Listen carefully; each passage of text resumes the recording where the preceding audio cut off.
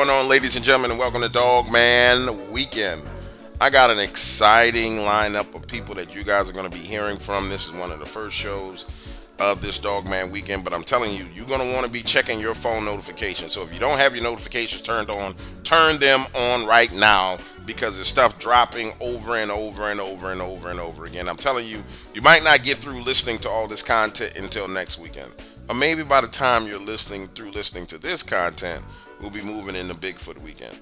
But today I'm being joined by D-Doss, and we're going to be holding a conversation about the cultural differences in the cryptid community as for pertains to eyewitnesses and eyewitness encounters.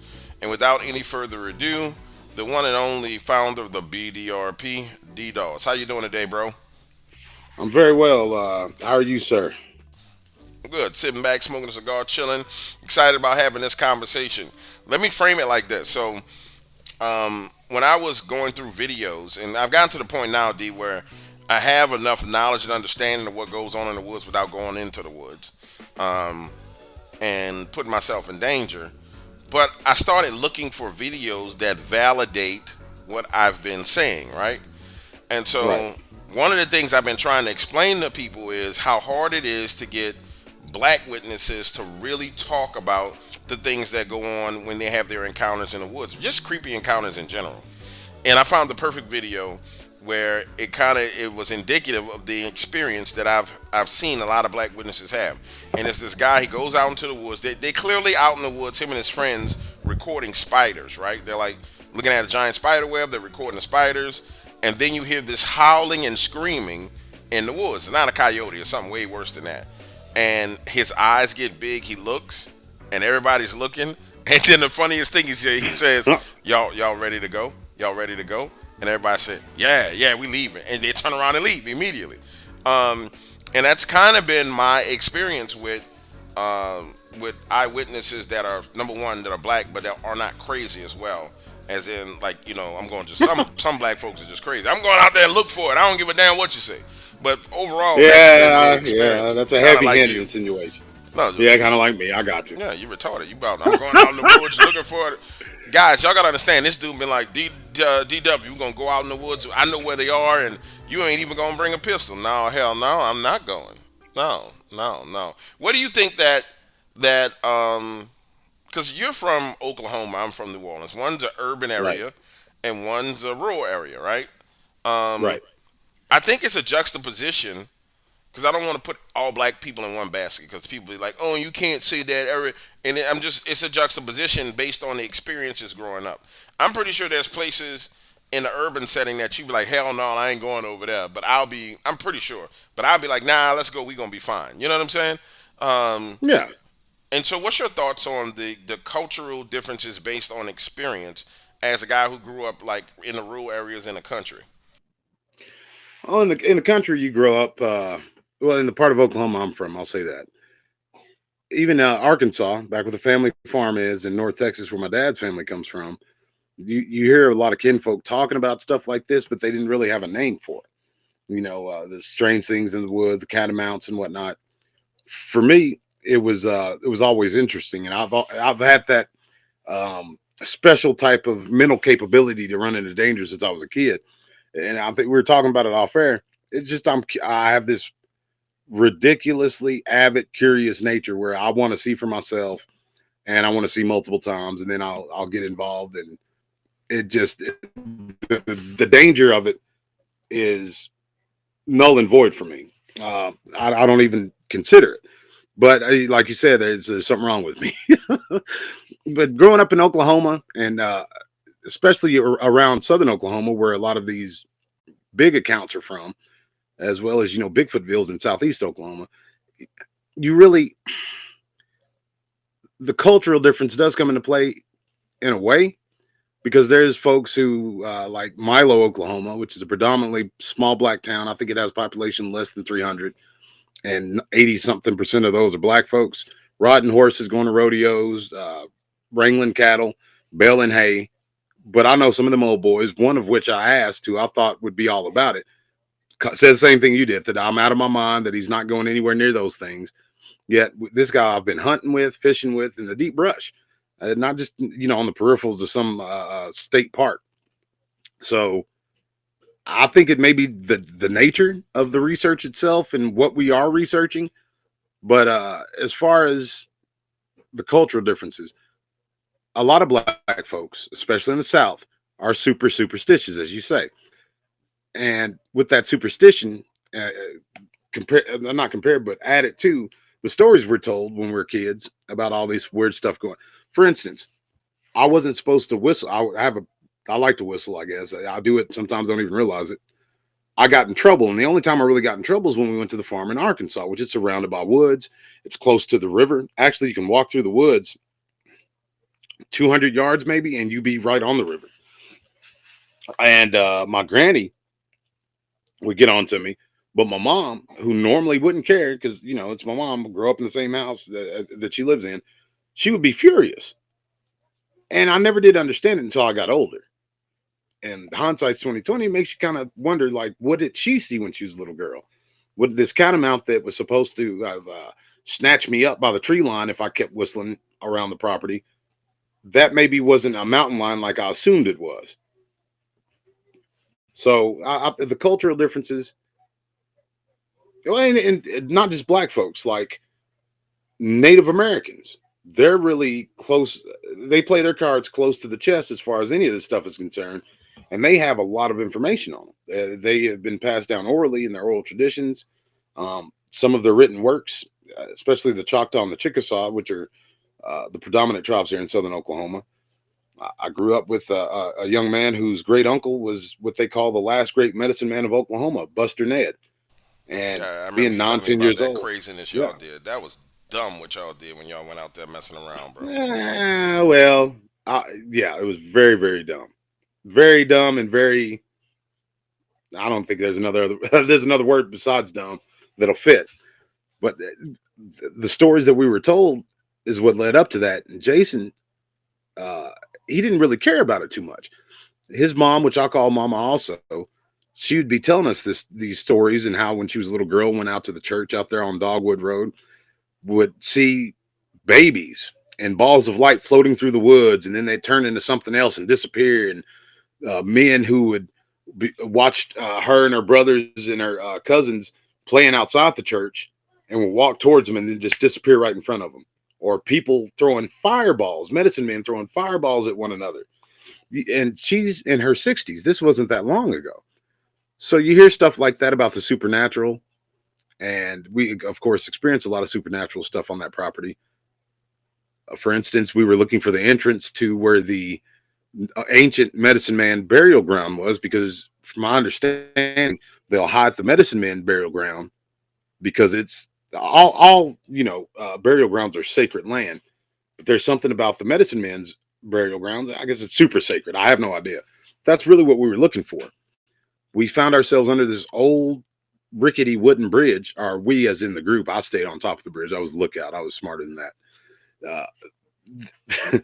They run back from underneath this bridge because there was a shadow that was at least 7 feet tall, because the tallest one down there was 6'6", and it towered above him, according to the people down, the cats that were down there with him. So looking back on that, was that a Bigfoot? There was a river nearby. All the elements are in place. Indian burial grounds, lights in the woods. But the Native Americans, see, now the only reason I was told this story, not being a tribal member, was because I was like a son to the woman that told it.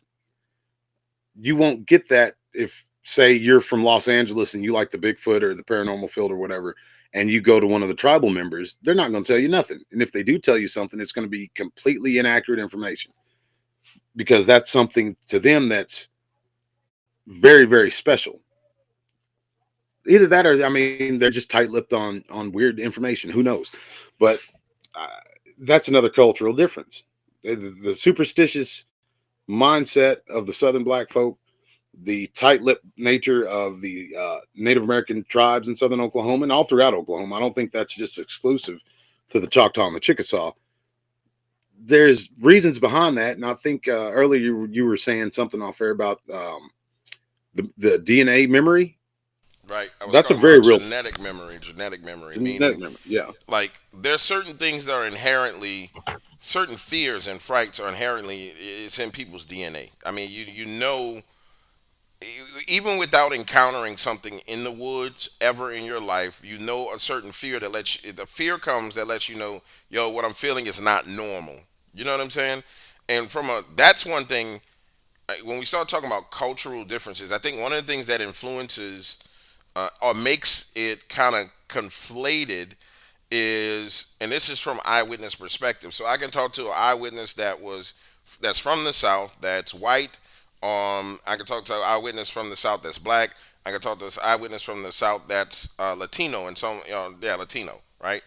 um, there are common themes. One of the themes is that's common across everybody is they don't want to be perceived as crazy or ridiculed, right? So I take that and throw it away because that's something that's common amongst everybody. So that's not really a difference, right?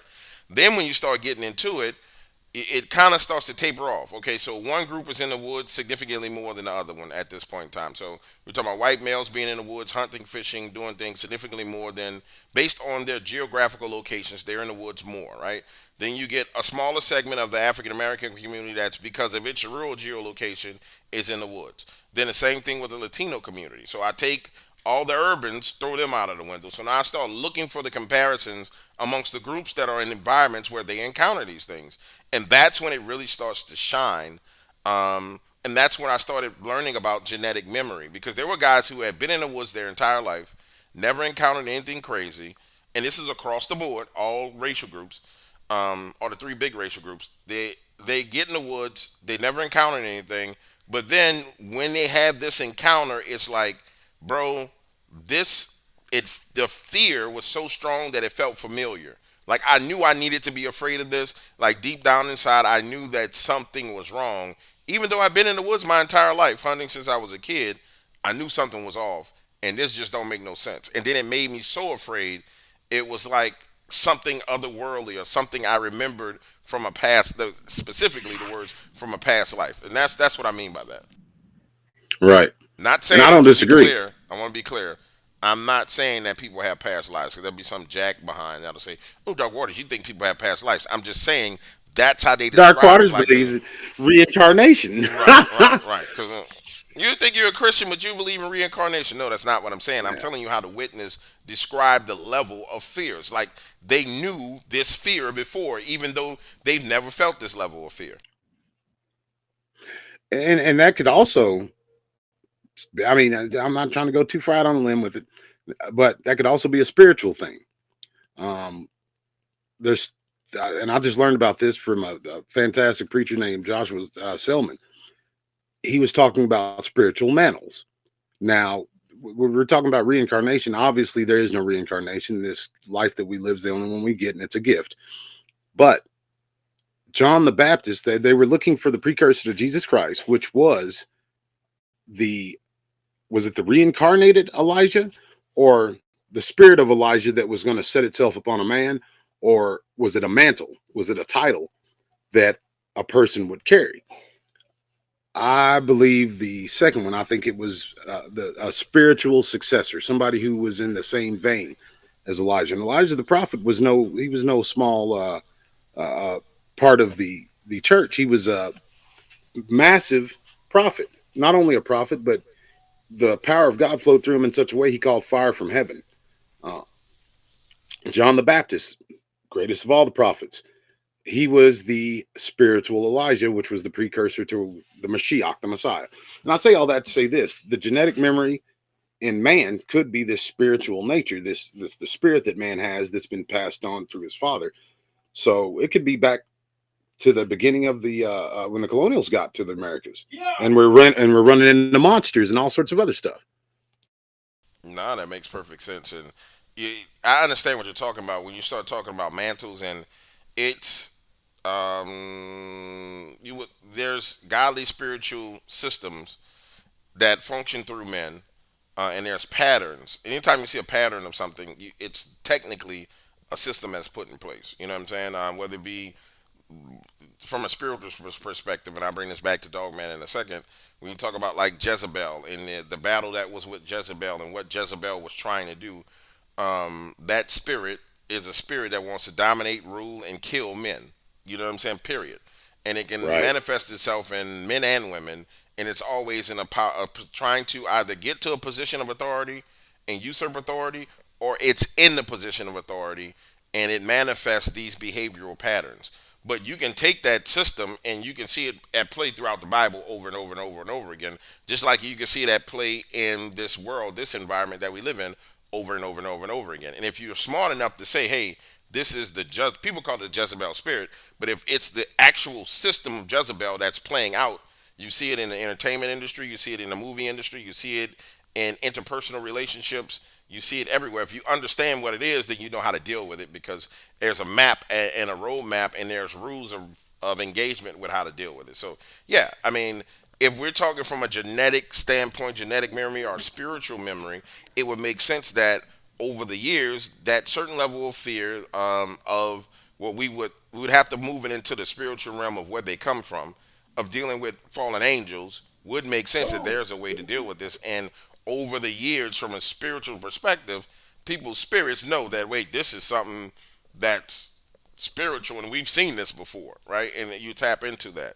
Um, Another cultural difference that I've recognized, and is that the ability to go back into that environment, and the kind of the ability to stay in that environment.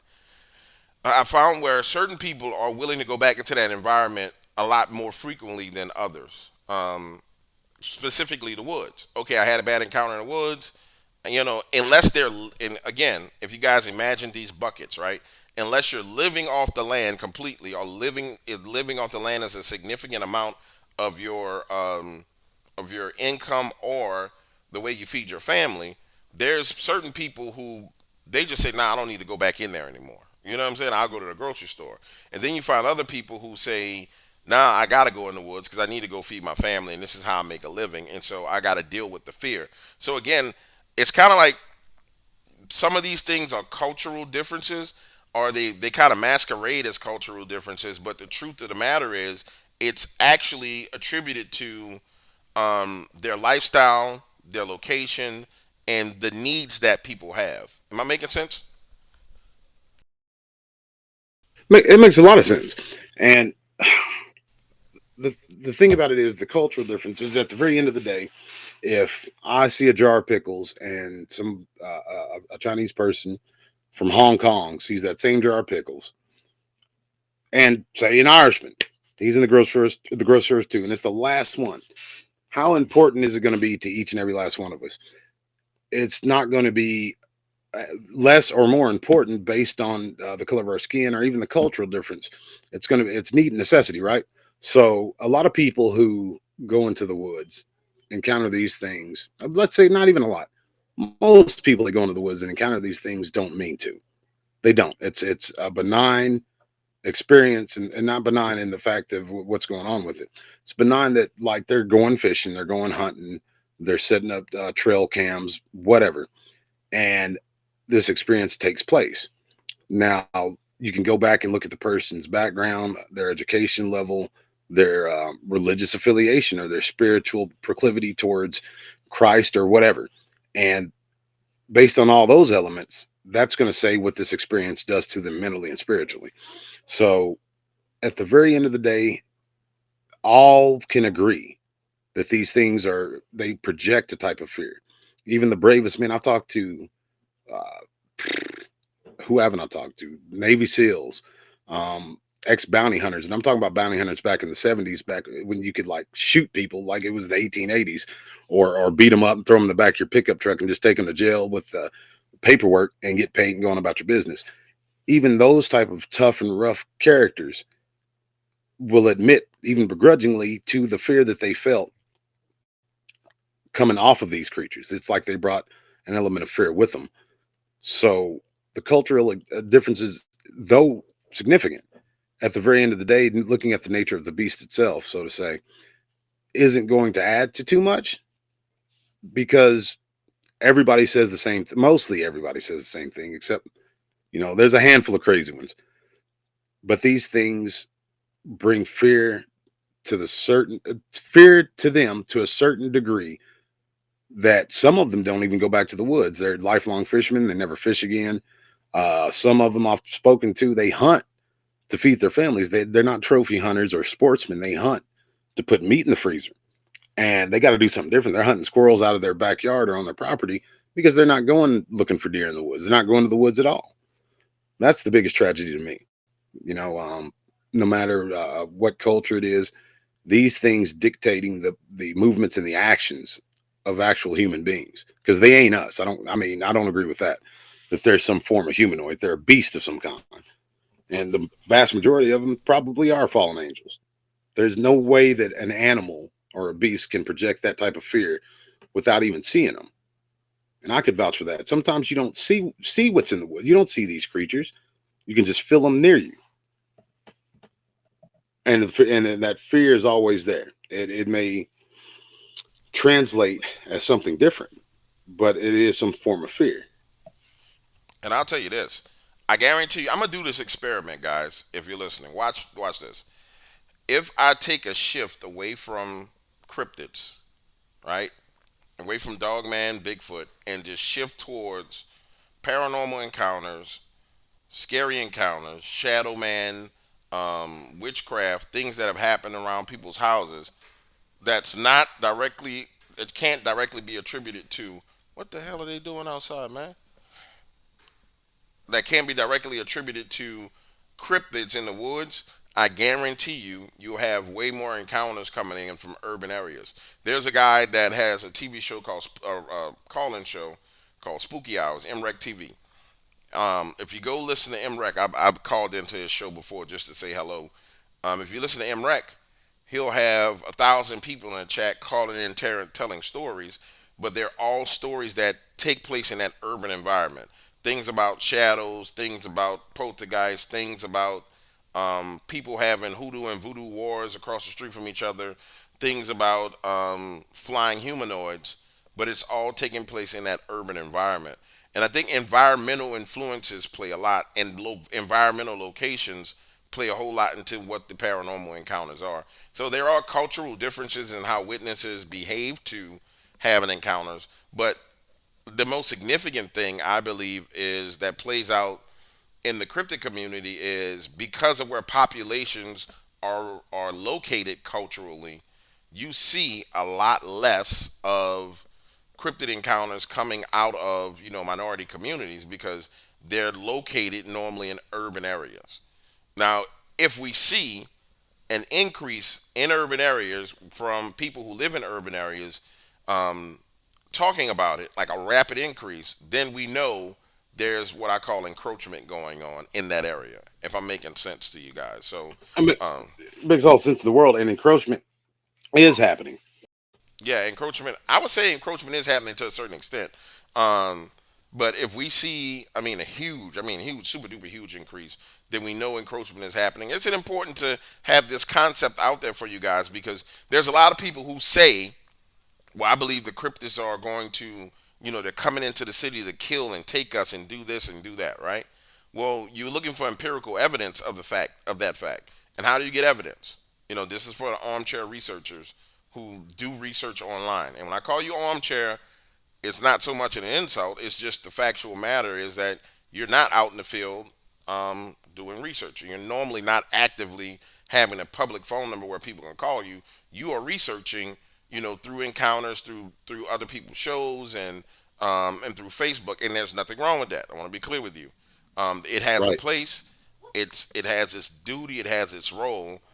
The problem comes in when an armchair researcher conflates themselves with being something other than what they are. So if you are a person Exactly. who researches through, Facebook, through comment sections, through all these different things, and you're trying to pull out data points, but you're throwing out these overarching conclusions. Yeah, based on what I've seen, dogmen are invading, urban areas. No, you're going to have evidence of that. Hands down, there's going to be evidence, and the evidence is still going to come from eyewitness encounters. And if you see that tide changing, then you see yourself moving in that direction. And we're all moving in a direction that's very, very threatening and frightening. We got to be mindful of what's going on. And Absolutely. I like to give these points out to people, D, because unfortunately, in this community, again, there's no standardized way of looking at evidence, of looking at encounters, of looking at anything. It's purely like it's still the wild, wild west. and it makes no sense. For example, I did an interview with Nick Valente that's coming out. Nick and I talked about Dogman Self Defense 101. Perfect guy to talk about with it. He laid it out the way it's supposed to be laid out for people to understand. These are the things that you can do to protect yourself, but it's formatted to where it makes sense. This is something that needs to be a topic of discussion, and doesn't need to be conflated with a story or encounter. Mel, this is a field researcher who goes out with a team of tier one operators, and they go looking for them, and this is what they do to protect themselves when they're out there. So therefore, if it works for these guys in the field, it's going to work for you at your home. You see what I'm saying? And as we come to a point where we start to standardize the thought process behind things in this field and organize ourselves as, hey, and you may not want to use the name armchair researcher, right? That can be insulting, but you can say I'm I a call it back end research, like the back end research, because they're researching on the back end. And really, I'm glad that you brought it up as being as important as field research to a certain extent, because it's data analysis. I'm not going to come back and all the footage that I have or had and everything that I've learned from the field that I've shared with folks. I'm not keeping up with it. I'm just going to I'll just be truthful and convey that information in as clear a way as possible, and leave it up to everybody else to do the data analysis on it, to conflate it with other areas that I've been to and all that good stuff. And folks do, and they do a brilliant job at it. yeah, and I'm gonna stop using armchair. I'm gonna use back end analysis. That's a better name for it. Um, so let me apologize. I shouldn't use armchair. We're gonna use a different term so it won't be offensive. And what I mean by I don't really care if people get offended, like as in like panty weight getting offended. I mean it does have a valuable role in what's going on, but it has a valuable role in a certain context, and that context should be defined. For example, we've talked about, or this weekend you'll hear videos while I'm talking about photo analysis and how there needs to be standardized dogman photos. Like Blue's photo is one. There's a bunch of photos and video evidence that would you can easily come to the conclusion based on everything that's what a dog man looks like. And if you use those standardized photos, we remove all the conversation about a a lump of trees that's dog man. Or okay, I highlighted this, I drew this circle on this bush, and that's dog man. No, no, no, no, no. This is what we're looking for to be a description of dog man. This is what it looks like based on the evidence that we have. And this is the best we have, so we need to compare it to that. And if it doesn't meet that standard, then guess what, bro? You're circling leaves, and there's no need to be offended. There's no need to be upset. That's what it is.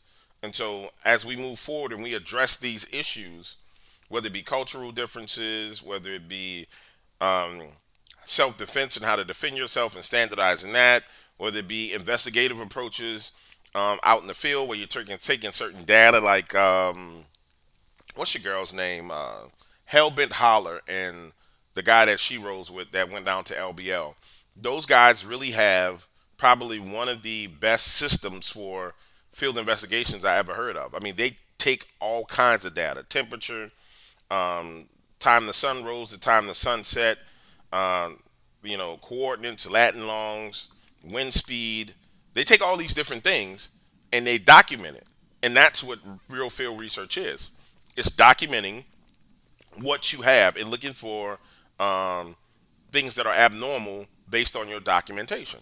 And so we just need to standardize things in this field to the point to where it cuts down on all the BS that's associated with it. Build a system, and that's why I've never felt comfortable calling myself field researcher. I'm more of an investigator. You know what I mean? Field investigator. Um, because I don't, it may sound bad, but I stopped keeping my journal with all that good stuff because I really didn't care about any of that. I cared about getting close to the creature. Now, other folks, they could take that and, they could do with whatever the information they want, that I bring back. But my whole thing is, how can I get close to it?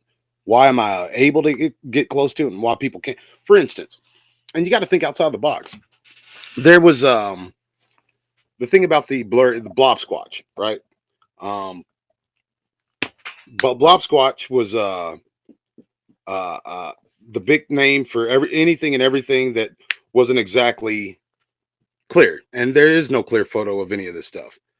But I never heard anybody ask why. You have all these different cameras, different film, whether it be digital or rolls of actual film, they would still have the same anomalies in them. Well, it didn't take me very long before I said that has to be something that's outside of the camera. Not all of these different types of filming mechanisms are going to have literally the same anomaly. It seemed to me that there was something that either took place in the environment or took place with these creatures that would cause that effect, not the cameras themselves, because again, digital cameras won't have the same type of weird anomalies as cameras with film. So when people started looking at that, they started looking into the actual electromagnetic field in the areas that they go to, and saw that, yeah, there is a very, very distinct difference. So that's what folks like me do. I'll go out there and I inundate myself into the area and get as close to the creature as possible for as long as possible. And that's the type of information I bring back and try to convey. That, and I mean, I like, again, that's my role. That's why when you talk about building a system is going to have specific roles for people with specific talents. And some people are extremely talented at looking at, the weather patterns, longitude and latitude, where the moon was, where the sun was, what time the sun went down, what time it came back up, as opposed to when you were in the field getting this information. They're just whiz kids at that kind of stuff, and they love it. Those are the ones that you need as your data analysis guys, not some big country boy who would rather go out without a gun and the scary feeling that people run away from, you walk towards. That's not for everybody. No, I'm with So you. yeah, 100%. that's a big compliment to you guys. Yeah, it's a huge compliment. And I think that's going to be one of the things that we explore. I know. We're going to explore those roles a little bit more. And that way, inside of roles like that, people are protected. D, we running up on that 30-minute time mark, man. Anything else you want to drop in this bucket while we're talking about it before we hop off? Just the diversity of this field is becoming more broad, and I'm happy to see that, because just because a certain culture or people isn't involved at the rate of another doesn't mean it affects that other culture or people any less than it does, the main one. If that makes sense. I don't think I'll explain that right. Folks need to get involved in this thing because it's going to affect you one way or another eventually anyways. Because in my belief, this is a whole nother show, but in my belief, I think that as close as they are to the tree line when they have thousands of acres behind them to hide in, none of us should be seeing them. Why are we? Yeah. And then when you start to realize a lot of these encounters are happening within 3 to 5 miles of main roadways, and Yes. 15 to 20 miles away from populated areas, you really, really, really, really, really gotta. It's literally on the outskirts of urban areas. You gotta Yes. think to yourself, like, what the hell is going on here? Why is this going in this manner? So, with that being said, ladies and gentlemen, I hope you guys are enjoying Dogman Weekend so far. We'll be back with another piece of content for you soon. Peace out.